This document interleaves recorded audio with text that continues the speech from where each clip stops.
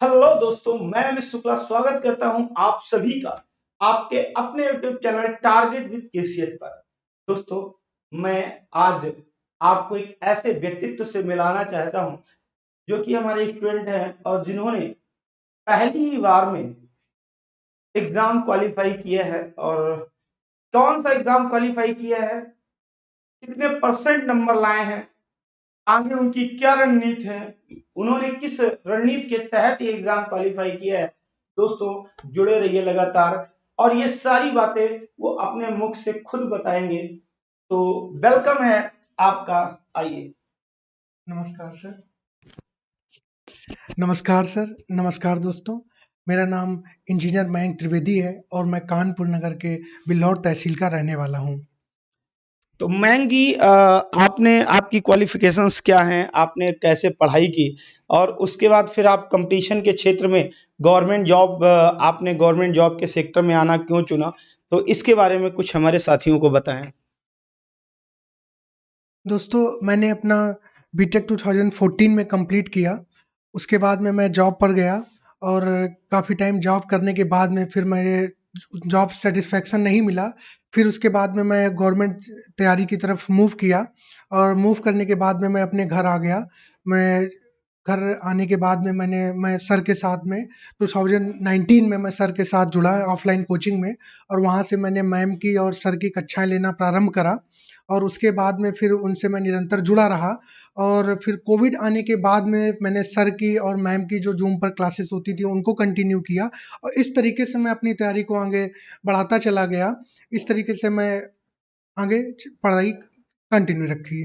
तो मयंक जी, अभी आपने सबसे पहली बार किस कंपटीशन के लिए फॉर्म डाला?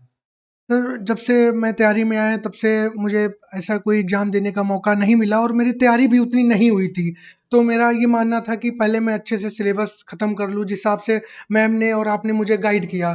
तो उस हिसाब से मैंने अपना पहले सिलेबस ख़त्म किया। लगभग मेरा जब 60-70% सिलेबस कंप्लीट हो गया, तो मैंने सोचा कि अब मैं एग्ज़ाम के लिए बैठता हूँ। तो मेरे सामने जो पहला एग्ज़ाम आ रहा था, वो ये यूपी ट्रिपल एससी पेट का जो के रूप में मेरे सामने आया और मैंने उस एग्ज़ाम को दिया सर।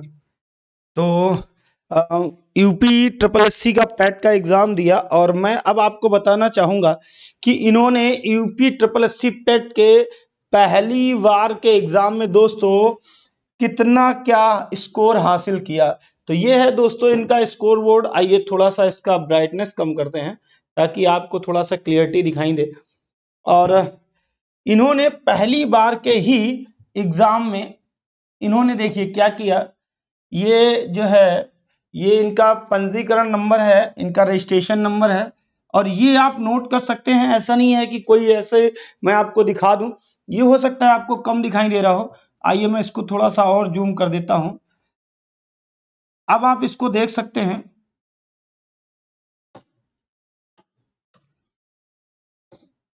ये इनका रजिस्ट्रेशन नंबर है, आप यहाँ पे देख सकते हैं, आपको साफ साफ दिखाई दे रहा होगा, ठीक है। और ये इनकी डेट ऑफ बर्थ है और ये जो है ये कैंडिडेट नेम है इनका, ठीक है, mister Mayank Trivedi. General category से आते हैं और इनका जो स्कोर रहा है, आप वो देखिए जरा। यहाँ पे नजर जब डालेंगे तो आप देखेंगे कि इन्होंने किस तरीके से तैयारी करके और इन्होंने कौन सा स्कोर अर्जित किया है। आप यहाँ पे देख रहे हो जो इनका फाइनल परसेंटाइल बन रहा है वो 99.612775, आई मीन टू से 99.62% के समथिंग। क्लियर है? तो इन्होंने पहली बार में ही ये एग्जाम क्लियर किया है। ये है इनका स्कोर कार्ड। आइए मैं इसको पूरा आपको दिखा देता हूं। और ये है इनका स्कोर कार्ड। अच्छा, ऊपर चला गया। ये दोस्तों इन्होंने इतने नंबर अर्जित किए हैं, यहाँ पे आप इनको क्लियर देख पा रहे होंगे। ये 99.61% है। जो इनका जो है जर्नल कैटेगरी में है 99.61%। ये नॉर्मलाइजेशन के बाद, नॉर्मलाइजेशन के पहले इनका 83.75 यानी कि 100 नंबर का दोस्तों एग्जाम था, ठीक है ना। और उसमें से इनके 83.75 जो है नंबर आए हैं जिसमें इन्होंने 88 क्वेश्चन अटेम्प्ट किए थे, सॉरी 89 क्वेश्चन अटेम्प्ट किए थे। नॉर्मलाइजेशन के बाद इनका स्कोर आता है 83.7 और इनका जो परसेंटाइल दोस्तों जनरल कैटेगरी में बना है, ठीक है ना, वो दोस्तों कितना बना है, वो बना है 99.61। क्लियर है। तो मैं बुलाना चाहूंगा दोबारा मिस्टर मयंक जी को, और मयंक जी आपको ये बताएंगे कि कैसे इन्होंने जो है तैयारी की। सर, मैं जब तैयारी कर रहा था तो मेरे सामने जो पहला एग्ज़ाम आया वो पेट के रूप में आया। तो काफ़ी टाइम से चर्चा चल रही थी कि लेखपाल का पेपर आएगा, लेखपाल का पेपर आएगा, तो सरकार ने एक पेट के रूप में एग्ज़ाम एक कराने का कोशिश किया। फिर उसके बाद में फिर मैंने जब उस टाइम तो मेरा सिलेबस कंप्लीट हो चुका था, तो मेरी मैम से बात हुई तो मैम ने ये कहा कि आप रेगुलर बेसिस पे जो नोट्स हैं आप उनको रिवाइज करते रहिए। बहुत कोई इतना हाई फाई पेपर नहीं आ जाएगा, पहली बार पेपर हो रहा, अब ऐसा उनको आभास हो या उनका एक्सपीरियंस हो, उस हिसाब से उन्होंने हमें बताया। उसी हिसाब से मैं उनके नोट्स रिवाइज किया और उनकी जो सीट दी गई थी उनको मैंने किया। और सर, जो मेरा वीक पोर्शन हो रहा था वो कहीं ना कहीं इंग्लिश में मेरा क्या होगा, तो मैंने उस तरीके से जब इंग्लिश के बारे में जब मैम से विषय में चर्चा की तो उन्होंने कहा कि उसमें सिलेबस में कॉम्प्रिहेंशन भी था। और मैम सर, मेरी ग्रामर जो थी वो थोड़ी सी वीक है आके, हालांकि मैंने अपना इंग्लिश में ही काफ़ी स्टडीज कंप्लीट की हैं, लेकिन मेरा ग्रामर का पोर्शन कंप्लीट था, तो मैंने कॉम्प्रिहेंशन का जो वो था वो मेरा ठीक गया उसमें। और मैथ में भी मेरा इतनी इतनी कोई स्ट्रांग नहीं थी, लेकिन जो आपके नोट्स थे, जो आपने बोला कि नहीं बार बार प्रैक्टिस करिए, तो क्वांटिटेटिव की बार बार मैंने प्रैक्टिस की। जो आपने डाटा इंटरप्रिटेशन की जो शीट दी थी दो, उसमें से क्वेश्चन उसी तरीके से लगभग आए, सेम डेटा तो नहीं कह सकते हैं, लेकिन क्वेश्चन उसी हिसाब से आए। और जो मैम की जो सीट थी वो करने के बाद में मैम ने फिर जो प्रैक्टिस सेट करवाए क्लास में, वो मैंने कंटिन्यू करे। फिर उसके बाद में मैंने अपनी तरफ से जो प्रीवियस ईयर पेपर की जो यूपी ट्रिपल एस सी के थे उनको भी मैंने लगातार किया। और ऐसा करते करते फिर मुझे लगा कि हाँ, मेरा ठीक स्कोर आ रहा है। कुछ क्वेश्चन प्रीवियस ईयर में थे वही रिपीट हो रहे थे प्रीवियस ईयर में, तो उन्हीं को सॉल्व करते करते मैं पेपर देने गया। हालांकि थोड़ा सा डर लग रहा था कि जॉब छोड़ने के बाद में कैसे क्या चीज़ें होंगी। तो अभी फिलहाल लग रहा है कि हाँ, कि पेट का एग्जाम देने के बाद में कि पढ़ाया हुआ ही आता है। जो सर स्टूडेंट के लिए जो सबसे जो समस्या वाली बात होती है वो यही होती है कि हम पढ़ तो रहे हैं कि पेपर में यही आएगा। तो उसके लिए एक सबसे अच्छा जो हमारे लिए एक मार्गदर्शन का काम करता है वो है सर प्रीवियस ईयर पेपर।